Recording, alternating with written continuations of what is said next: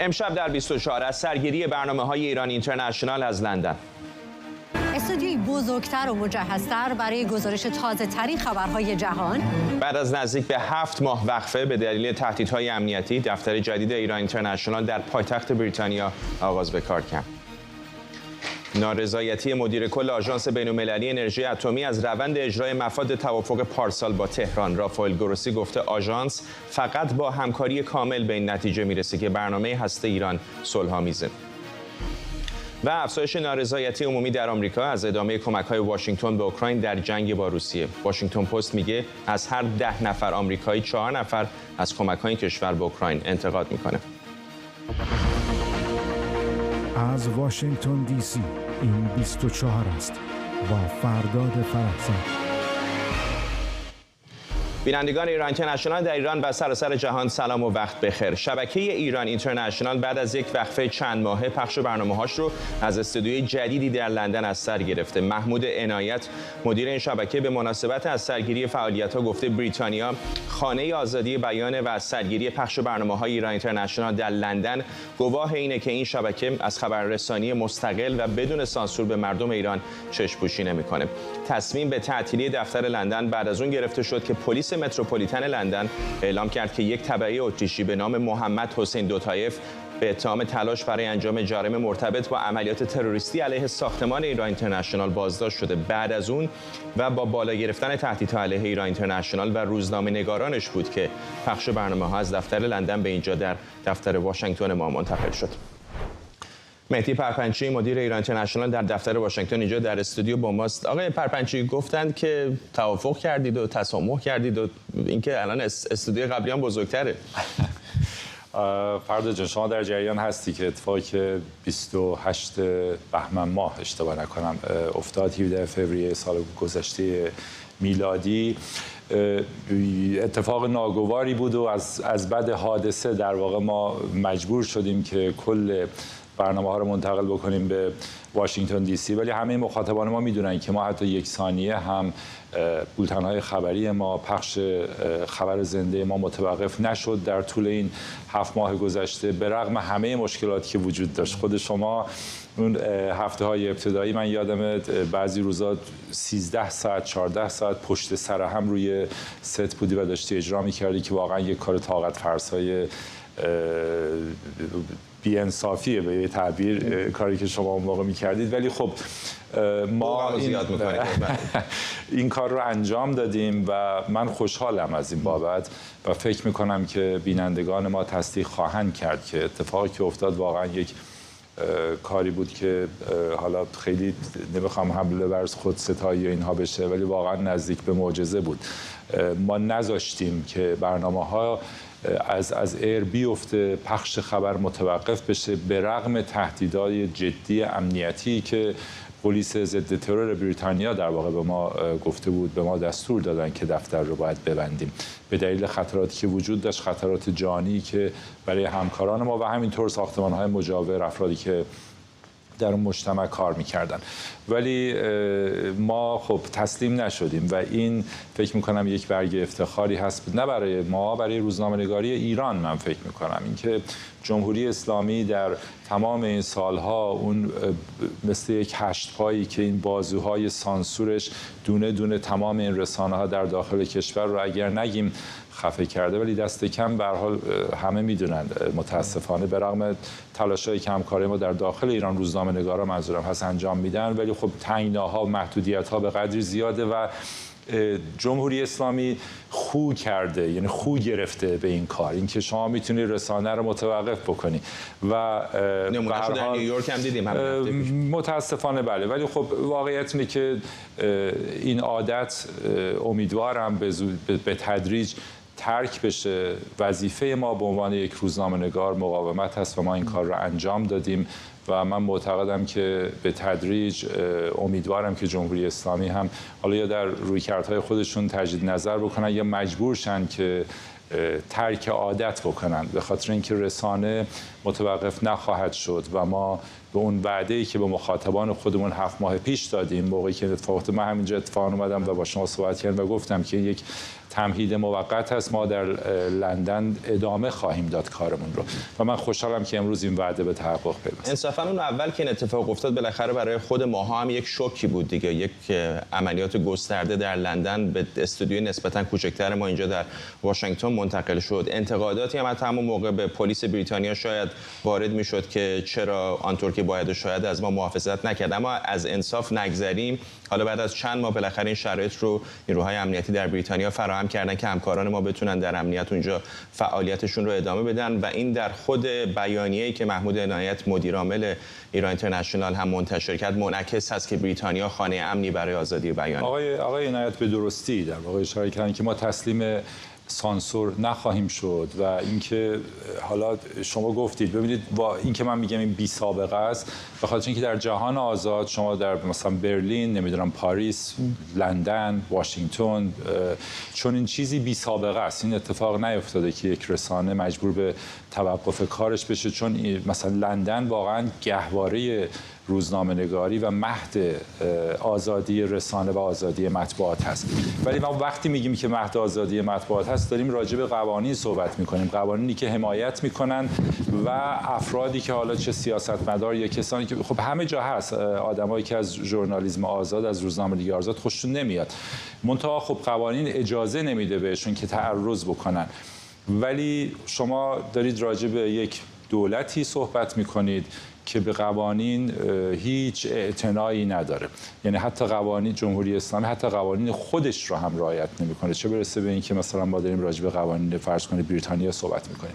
بنابراین اینجا به یک مقاومت دیگری از جنس دیگری نیاز بود. وقتی که شما دولتی رو دارید که گفتم بازوهای خودش رو از چند هزار کیلومتر اونورتر دراز، تروریسم آشکار دیگه، خب مسئله روشن هست. همین هفته گذشته آقای اسماعیل خطیب وزیر اطلاعات ایران، شما حرفاش رو شنیدید، خیلی آشکارا میگه که ما در هر زمان و در هر مکان تهاجم خواهیم کرد. اسم ایران اینترنشنال رو هم طبیعتاً اوورد، خیلی روشن بود که داره راجع به چی حرف میزنه. ولی من فکر میکنم که چه ایشون چه افراد دیگر این رو به تدریج در خواهند یافت که با ژورنالیسم، با روزنامه‌نگاری آزاد نمیشه در افتاد و من امیدوارم که در واقع اتفاقی که در 7 ماه گذشته افتاد و بازگشایی مجدد دفتر ما در لندن امروز این درس رو داده باشه. کار ما توسط بسیاری زیر میکروسکوپ و ذره‌بین، شاید خوشبختانه اینطور هست که مسئولیت ما رو هم بیشتر میکنه. جامعه ما هم بالاخره با تئوری توطئه ناآشنا نیست. سوال‌های زیادی بود که کم و کیف برنامه‌های ایران اینترنشنال چه خواهد بود در این شرایطی که عملیات در لندن متوقف شده موقتا. ولی فکر می‌کنم الان با بازگشت اونم در این استودیو با شکوهی که داریم پشت سر تصویرش رو می‌بینیم، شاید بیننده‌ها هم ببینند که چقدر فعالیت‌های ما همچنان شاید حتی قوی‌تر از گذشته ادامه داره. ببینید به لحاظ شکلی که خب حتما طبیعتاً، البته شما میدونید این استودیوهایی که الان امروز راه افتادن بنا بود که ما به اینجا منتقل بشیم. این طرح تازه‌ای نیست، یعنی از حدود 2 سال و نیم 3 سال پیش ساخت اینجا آغاز شده بود و بنا بود که ما بریم به اونجا. ولی خب اتفاقی که افتاد یه مقدار آشفته کرد ماجرا رو به یک معنا و اون اسباب کشی تدریجی که قرار بود که ما در طول 1 سال به تدریج یکی این شوها رو از اون جایی که قبلا بودیم منتقل بکنیم به اینجا، خب اینا همش این برنامه‌ها به هم ریخت. ولی در 7 ماه گذشته من قبلا هم به دوستان گفتم، واقعا اون چیزی که مسلمه اینه که ما که در واشنگتن خب برنامه‌ها بودن و همه بولتن‌های خبری میگن مخاطبا بالاخره میدونن، ولی اون چیزی رو که نمیدیدند تلاش همکاران ما در لندن در 7 ماه گذشته بود برای اینکه ما به سرعت بتونیم اون دفتر رو بازگشایی بکنیم، استودیوهای جدید راه بیفتن و یک اتفاق واقعا بزرگی بود، به خاطر اینکه هم به لحاظ تکنولوژی راه اندازی اینها زمان می برد و همین که یک سازمانی بود که در تحت خطر بود. خیلی از مسائل رو واقعا نمیشه حالا روشن کرد و گفت، ولی کاری که پلیس لندن در 7 ماه گذشته کرد هم بی‌نظیر بود. اونها همچون این چیزی رو تا حالا تجربه نکرده بودن که یک سازمان خبری یا یه تعداد روزنامه‌نگار در معرض خطر جانی باشن و خب بعضی از همکارای ما 24 ساعته ازشون پشتیبانی و حمایت شد، به تعبیری نگهبانی شد، محافظت شد ازشون. و من فکر میکنم که این اتفاق در جنس خودش، در نوع خودش شاید واقعا بدون مشابه هست در جهان. اینکه گفتم در لندن یک رسانه‌ای رو بخوای تهدید بکنی، تهدید جدی آنی و اتفاقات پشت سرش. ولی ما واقعا مفتخریم هم به اینکه تونستیم شبکه رو در تمام این 7 ماه حتی 1 ثانیه هم متوقف نشد کار ما، و هم بسیار ممنونم از مخاطبانی که حمایت خودشون رو در این 7 ماه از ما دریغ نکردن. بی‌نهایت ممنونم از شما مهدی پرپنچی، مدیر واشنگتن ایران اینترنشنال، اینجا در استودیو بود.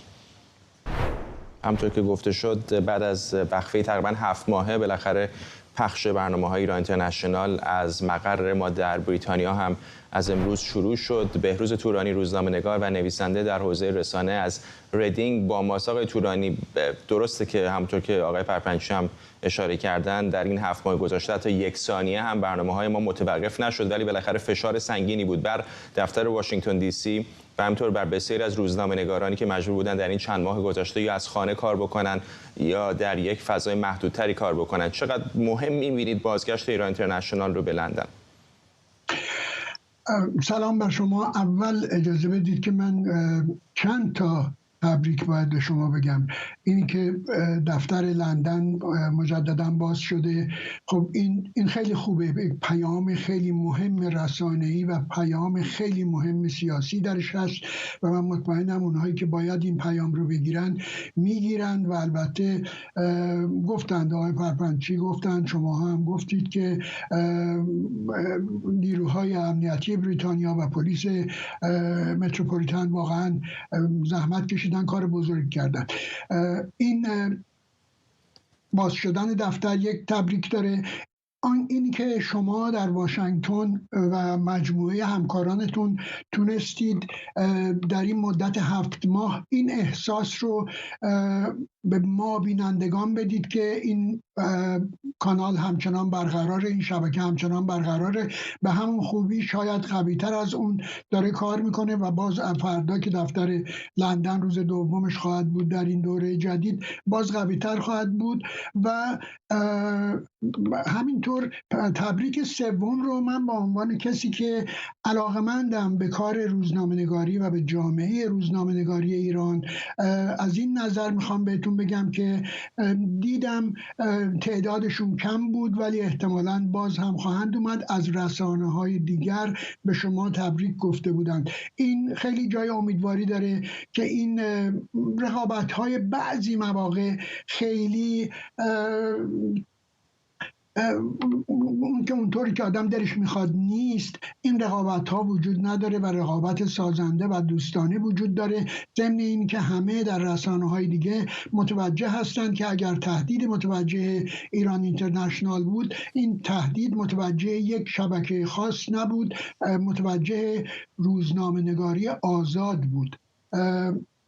به هر حال امیدوارم که همه دوستانتون موفق باشن و ما منتظریم که برنامه‌هاتون رو از فردا در لندن ببینیم.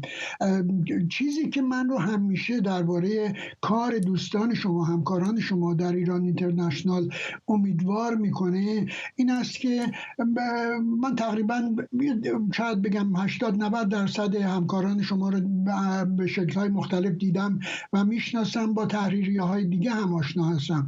عموماً روزنامه‌نگارانی که در لندن کار میکنن، در این پایتخت رسانه آزاد در جهان دارن کار میکنن، روزنامه‌نگاران ایرانی در برابر رنج و مشکلات هم میهنانشون، هم نوعانشون حساس هستن و از اون مهمتر اینه که تشنه عدالت و آزادی هستند، در ضمن به منفعت عامه نظر دارند. یعنی من تقریبا اصلا ندیدم روزنامه‌نگار ایرانی در لندن که چیزی غیر از بهروزی ایرانیان آرزو، خواست و امید او باشه و در راه غیر از این کوشش بکنه. آقای تورانی، بریتانیا هم در موقعیت پیچیده و دشواری به گمانم به خاطر این پرونده قرار گرفته بود. بالاخره یکی از آزادترین کشورهای جهان هست، در اروپا مهد آزادی بیان هست.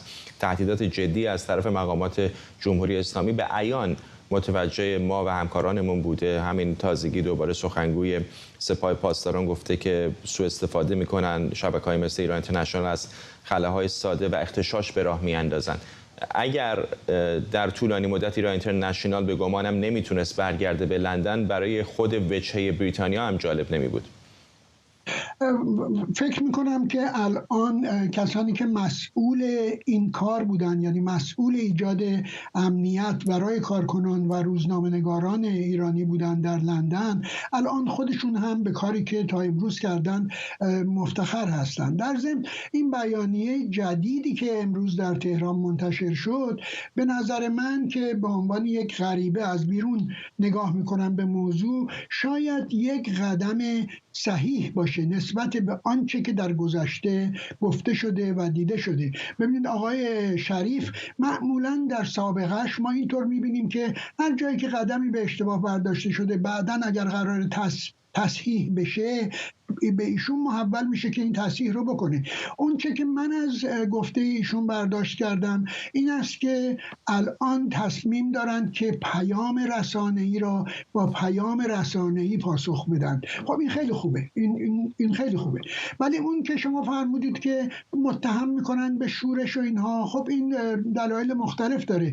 ببینید اولا اگر میشد با یک کانال تلویزیونی، اون هم در لندن، در هزاران کیلومتر اون طرفتر، شورش ایجاد کنی، انقلابی ایجاد بکنی، در داخل جمهوری اسلامی 57 کانال تلویزیونی داریم که بیش از 40 تاشون شبانه روزی هستند.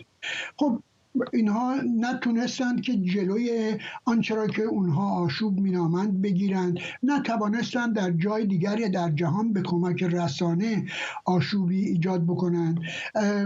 دیگر اینکه خودشون متوجه میشن، یعنی میبینند که چقدر اینها لطمه میزنه به همون مقدار حیثیت و آبرویی که مقامات ایرانی دارن موقعی که میان بیرون بهشون گفته میشه. و این موضوع تهدید امنیتی روزنامه‌نگاران در لندن، تهدید امنیتی به خصوص درباره ایران اینترنشنال، موضوعی بود که در تقریبا تمام دیدارهای دیپلماتیکی که لااقل در اروپا که من بعضی‌هاشو شاهد بودم، همواره بهشون یادآوری شده و همواره باعث سرشکستگی بوده. چیزی نیست که هیچ مقامی بتونه به افتخار بکنه که من گفتم من روزنامه‌نگار رو میزنم، میکشم، چه میکنم.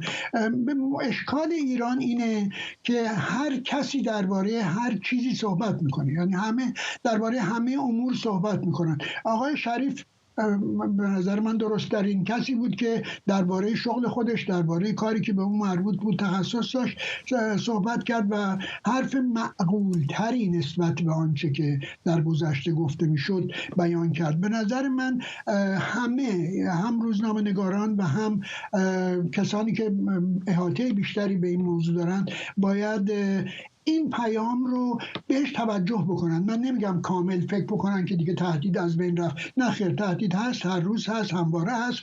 هر روزنامه‌نگاری که در لندن، در هر جای جهان راه میره، در تهران راه میره، باید در ضمن یک نگاهی هم از روی شانه به پشت سرش داشته باشه. ما در 10 سال گذشته بیش از 600 روزنامه‌نگار در دنیا کشته شدن.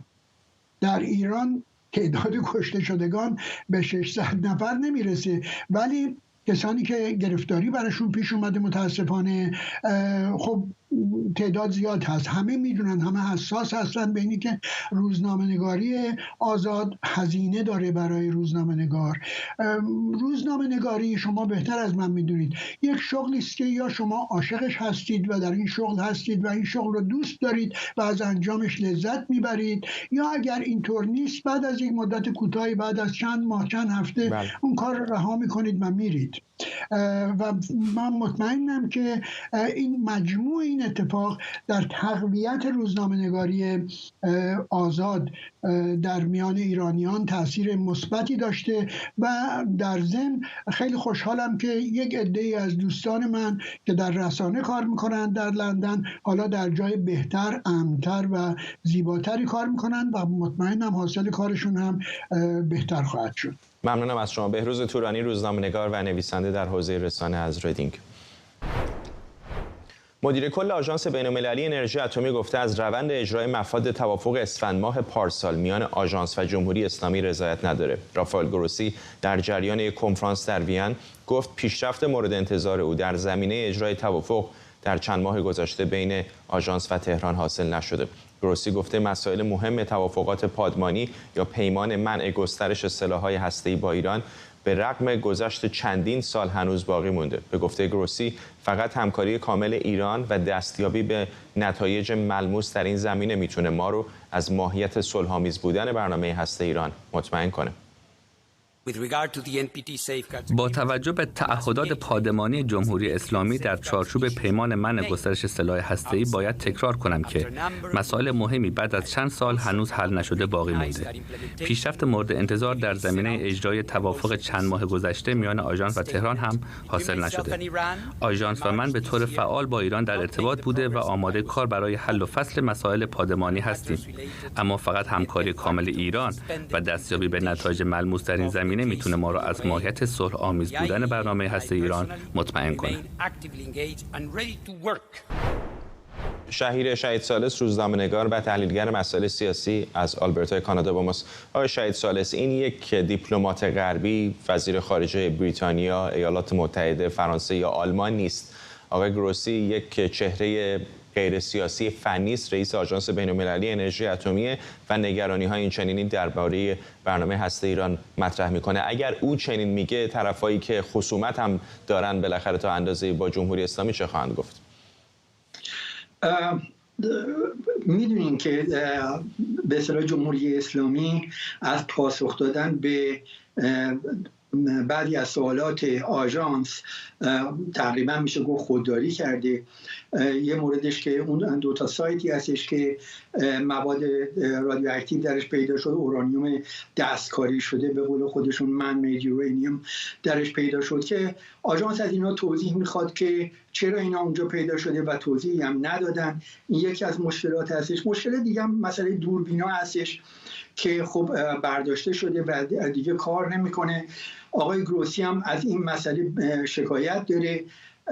اتفاقی که آقای فرزاد افتاده اینه که سلاح آژانس واقعا اون برندگیشو از دست داده. اینی که شما میگین کسای دیگه چی میگن، از طریق و از کانال آژانس بوده و شورای حکام بوده که میتونستن به ایران فشار بیارن. متاسفانه تحولاتی تو دنیا ایجاد شدهش از نظر بین‌المللی که این سلاح آقای گروسی رو به کلی کند کرده.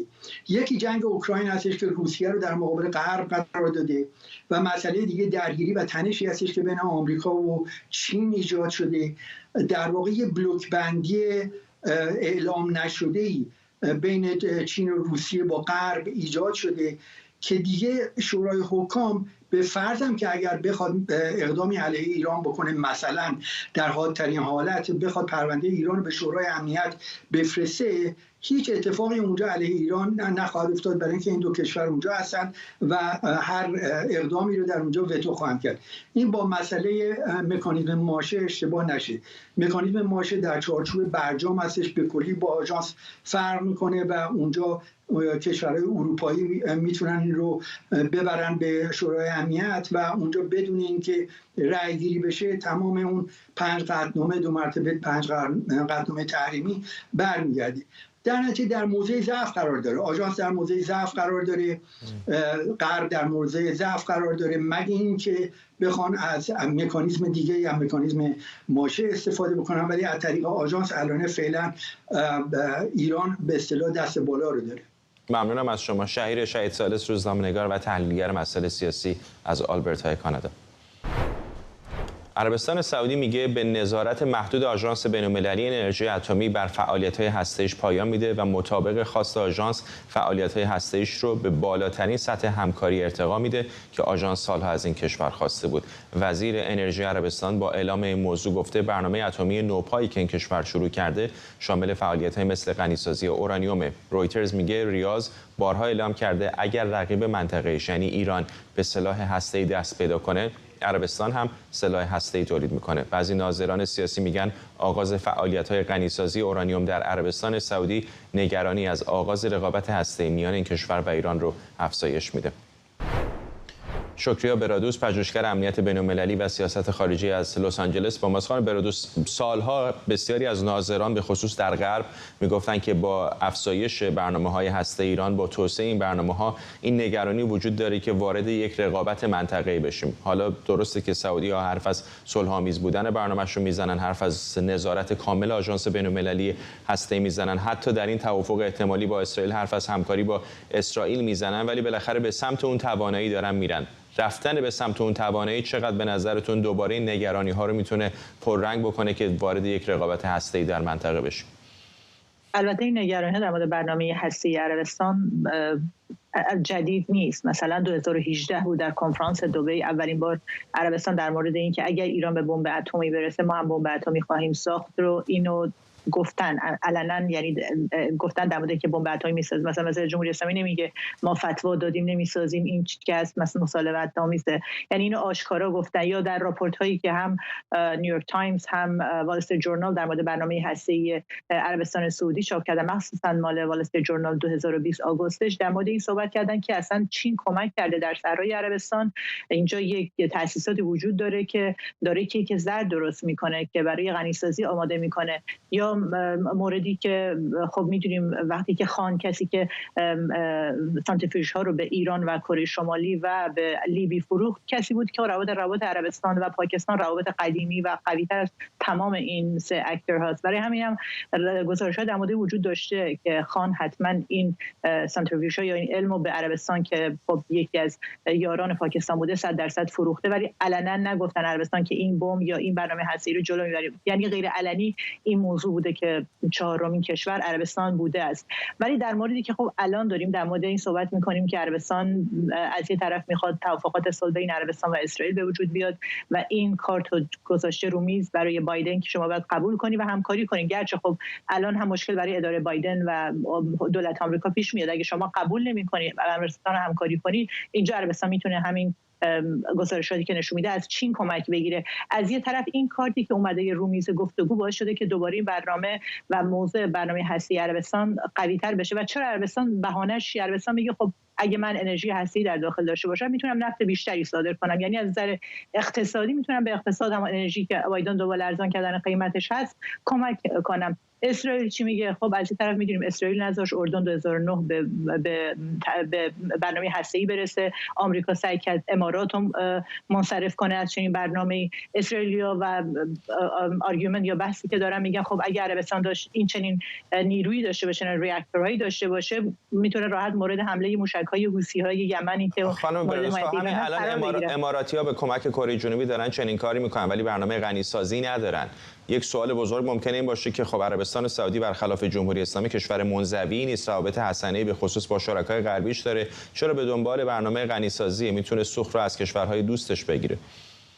دقیقاً همین بحثی که عربستان کرده. میگم علنا گفتن به خاطر اینکه اگه قرار جمهوری اسلامی بمب بسازه ما باید بمب اتمی بسازیم و چیزی که الان عربستان دنبالشه همون توافقات 2015 ایران با هم آمریکا و هم سازمان انرژی اتمی. میگه خب همون توافق 2015 رو که داشتید با منم این توافق داشته باشید که من هم در اون لول انرژی اتمی در اون لول باشم که اگر جمهوری اسلامی تصمیمی گرفت که به بمب برسه من سریعا بتونم خودم رو به اون بمب اتمی برسونم. به نظر من دلیلش همینه و اینجاست که دولت بایدن تو یک موقعیت خیلی به نظر من حساسی قرار گرفته که اگه توافق و موافقت بکنه با هر توافقی با جمهوری اسلامی و جمهوری اسلامی که حاضر نیست به برگرده قبل از 2015 یا توافق 2015 اینجا مجبور میشه خب این امتیاز به عربستان بده که به اون لول داشتن انرژی هسته‌ای برسه و اگر هم توافق چنین انرژی رو به عربستان نده عربستان میتونه از چین این کمک رو بگیره و اگر به عربستان هم کمک رو بکنه خب از این طرف باید به امارات هم چیزی که شما هم گفتید در کره جنوبی هم کمک کرده.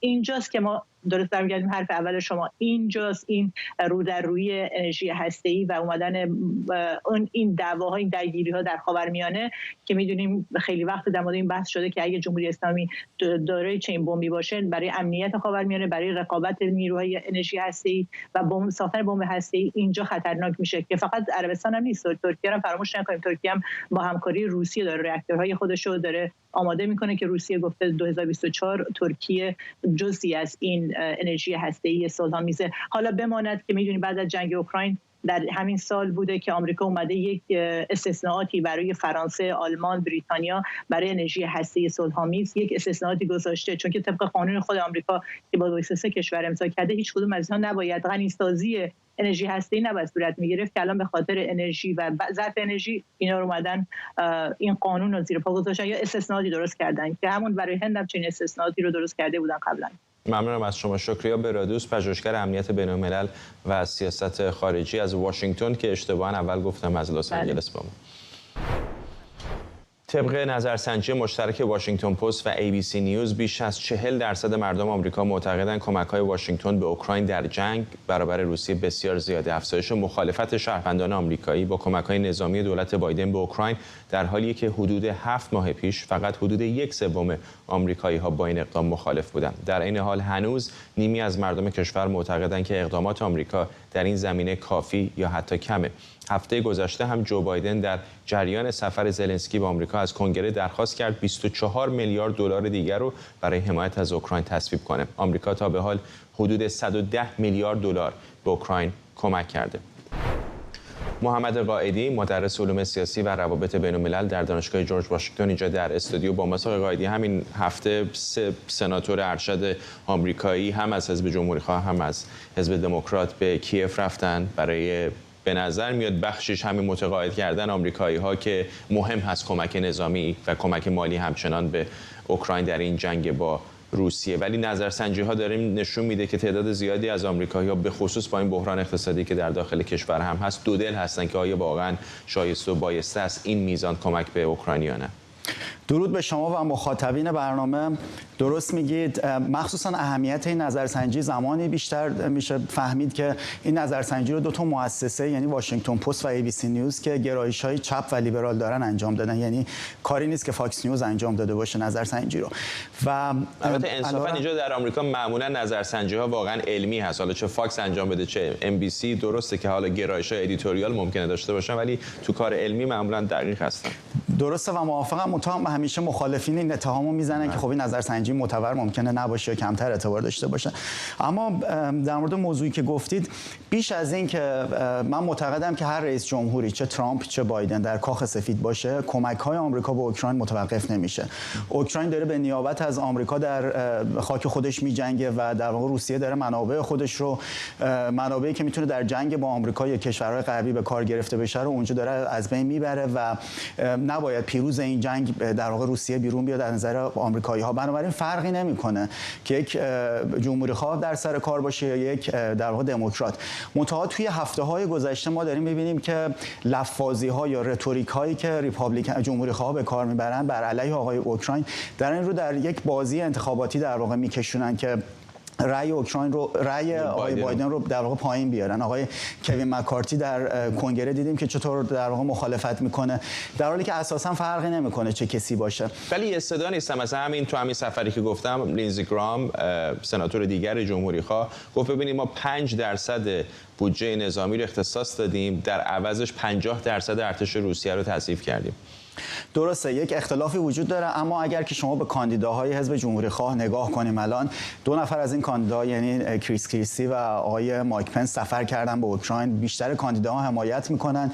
یک کسی مثل ترامپ و ران دسنتس که اینا پیشرو هستن در حزب جمهوری‌خواه، البته با اختلاف زیاد، یکی 51% یکی 15%، گفتن که جنگ به نفع منافع آمریکا نیست و تنها یه نفر یعنی آقای در واقع ویوک که گفته که ما باید کمک‌ها رو متوقف کنیم و اوکراین باید سرزمینش رو در اختیار روسیه قرار بده. اما چرا در واقع اینا در واقع موافق ادامه کمک‌ها هستند؟ به این دلیل که حجم عددی که شما گفتید 110 میلیارد دلار تعهداتی که آمریکا داده، این حجم 13% بودجه دفاعی آمریکاست. یعنی بودجه آمریکا حدود 800 میلیارد دلاره و آمریکا داره با 13%ش در واقع روسیه رو عقب نگه می‌داره. اما اگه برگردم به اون موضوع قبل، یعنی اینکه چطور دارن از این لفاظی‌ها جمهوری‌خواه استفاده میکنن برای زدن آقای بایدن. وضعیت اقتصادی آمریکا وضعیتیه که شاخص‌های اقتصادی به ما نشون میده که یه مقدار اوضاع میکسه. یعنی مثلا شما اگه به نرخ تورم نگاه کنید، پارسال 9% بوده، الان امسال 3.5%، یعنی بهتر شده اوضاع. اما به چه قیمتی؟ به قیمت اینکه نرخ بهره رو بردن تا 5.5% و بر اساس این نرخ بهره 5.5% نرخ بهره کارت‌های اعتباری تا 25% بالا رفته، میانگینش هولوش 23%. هزینه خرید خونه خیلی بالا رفته و این باعث نارضایتی میشه. بنابراین به آمارها که نگاه میکنیم میبینیم که مردم آمریکا ممکنه که نگاه کنن به این اعداد و این احساس بهشون دست بده که اون پولی که میتونسته در آمریکا صرف سرمایه گذاری بشه داره در واقع میره کمک میشه به اوکراین و وضعیتشون رو بدتر میکنه در اوکراین. سپاسگزارم از شما. محمد قائدی، مدرس علوم سیاسی و روابط بین‌الملل در دانشگاه جورج واشنگتن، اینجا در استودیو. درود. اتحادیه نویسندگان آمریکا با رؤسای استودیوهای هالیوود به یک توافق موقت رسیدن که میتونه به اعتصاب 5 ماهه اونها پایان بده. اتحادیه نویسندگان در بیانیه گفته این توافق میتونه دستاوردهای معناداری برای حمایت از نویسندگان داشته باشه، اما همزمان به بیش از 11,000 عضوش هشدار داده که تا وقتی این توافق موقت به یک قرارداد رسمی تبدیل نشده همچنان در اعتصاب بمونن. اختلاف بر سر مسائلی مثل حقوق نویسندگان و استفاده از هوش مصنوعی برای تولید فیلمنامه‌های طولانی ترین اعتصاب کارگری هالیوود در دهه‌های اخیر رو رقم زده و باعث توقف بخش زیادی از تولیدات فیلم و تلویزیون شده. بیتا ملکوتی، روزنامه‌نگار حوزه تئاتر و سینما از واشنگتن با ماست. خانم ملکوتی، میدونم بسیاری از کسانی که دستن در کار صنعت سینما و تلویزیون هستن محتاطانه دارن یک نفس راحتی میکشند که شاید بالاخره این ماه‌ها توقف فعالیت‌ها داره به پایان میرسه. بله، سرانجام بعد از 5 ماه که از اعتصابات صنف نویسندگان سینمایی و تلویزیونی در آمریکا میگذره، به نظر میاد یک توافق اولیه صورت گرفته. این به این معنا نیست که اعتصاب فعلا شکسته نشده، اما یک کورسوی امیدی پیدا شده که یک توافق اولیه هست. یعنی به نظر میاد که این اعتصاب شکسته خواهد شد و قرار شده که یک توافق اولیه باشه به صورت آزمایشی، یک قرارداد 3 ساله ببندن نویسنده با کمپانی‌های بزرگ. اما مفاد قرارداد هنوز منتشر نشده، چون به نظر میاد اصلا نهایی هنوز نشده که بخوان منتشر بکنن. اما انجمن نویسندگان آمریکا گفته یه دستاورد بزرگ هست و واقعا هم باید گفتش که یک پیروزی هست برای نویسندگان، صنف نویسندگان، و اینکه این صنف گفته که حقوق اونها رعایت شده در قراردادهای جدید. و این مسئله موقعی پیش اومد که خود رؤسای کمپانی‌های بزرگ مثل دیزنی، مثل دیسکاوری، مثل برادران وارنر، مثل نتفلیکس، اینا اصلا اومدن در جلسات حضور پیدا کردن شخصا، برای اینکه دیدن ضرری که داره بهشون زده میشه میلیون دلاری هست. و این نشون از اینه که 2 تا خواسته مهم صنف نویسندگان سینمایی، سریال‌های تلویزیونی و شوهای خیلی پرطرفدار شبانه در تلویزیون آمریکا که تا حالا متوقف شده، در حقیقت نشان از اینه که این دو تا خواسته اصلیشونه. یکی اینکه هوش مصنوعی نباید کار اونا رو ازشون بگیره، و یکی دیگه اینکه دستمزدها بالا بره و از حق پخش مجدد فیلم ها و سریال ها به اونها سودی برسه، چون به نظر میاد تا کنون این اتفاق نیفتاده و به همین دلیل یه مبلغ زیادی اصلا طلبکار هستن الان نویسندگان سینمایی از صاحبان صنایع و تهیه کننده. قرار شده فعلا تجمعات اجتماعی جمع بشه، اما هنوز خیلی سفت و سخت 11,000 عضو این صنف در اعتصاب هستن که خب این خیلی باعث شده که کسان دیگری، یعنی کسانی که به هر حال به نوعی با این صنعت دست به گریبان هستن و یا شغلشون از این راه میگذره، هم اونها هم خیلی ضرر بکنن، مثلا خیاط‌ها، نجارها، مثل کسانی که کیترینگ غذا میکنن و صنعت مد که خب یه صنعت میلیارد دلاری هست در آمریکا و در اروپا، و وقتی که فرش قرمزی نباشه به طبع محصولات خیلی گرون قیمت این مدهای خیلی گران روی دستشون باد میکنه. ولی به هر حال میشه گفت که چشمانداز الان امیدوار کننده است نسبت به حالا به هفته. ولی اینم نصف راه هست دیگه خانم ملکوتی. عین صحبت‌های شما داشتیم ساختمان سگ‌افزرا اتحادیه هنرپیشگان رو هم می‌دیدیم. این توافق موقتی فعلا مربوط به اتحادیه نویسندگان است. بله فعلا فقط اتحادیه نویسندگان هست، ولی میشه فکر کرد که در آینده برای اتحادیه بازیگران که اونام چند ماه از تو اعتصاب هستن و 160,000 عضو دارن هم یک دورنمای مثبتی میشه الان دیگه دید. میشه فکر کرد که حالا تهیه کننده به این فکر افتادن که به یک توافقی برسن و واقعا حقوق اینا رو در نظر بگیرن و میشه گفتش که به هر حال اتحاد نتیجه داده و البته با کمک ستارگان هالیوود که خب خیلی کمک کردن که این اعتصاب به یک جایی برسه. ولی جزئیات زیادی من ندیدم ازش. شما دیدید چیزی از توافق احتمال؟ نه فعلا در مورد بازیگران که چیزی اصلا نیامده، فعلا هیچ مذاکره جدیدی صورت نگرفته. ولی اگر به یک سرانجامی برسه این مذاکره میشه گفتش که اونها هم به زودی وارد مذاکره خواهند شد. ممنونم از شما. بیتا ملکوتی، روزنامه‌نگار حوزه تئاتر و سینما از واشنگتن با ما. حرف از توافق احتمالی بین انجمن نویسندگان هالیوود و استودیوهای این کشور شد. اجازه بدید برنامه رو هم با تصاویری از ساختمان انجمن نویسندگان آمریکا در لس آنجلس به پایان ببریم.